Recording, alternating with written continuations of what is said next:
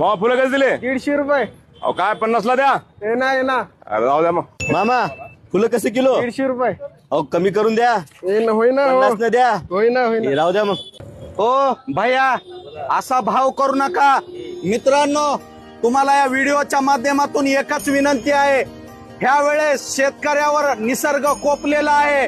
तर मला एकच सांगायचंय, आपल्या हाताने सणासुदीला जे काही मदत करता येईल ते मदत करा.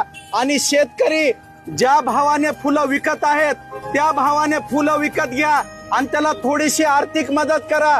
विनाकारण याचा भाव करू नका, कारण शेती सगळी वाया गेलेली आहे. तर या व्हिडिओच्या माध्यमातून सर्वांना दिवाळी दसऱ्याच्या हार्दिक शुभेच्छा.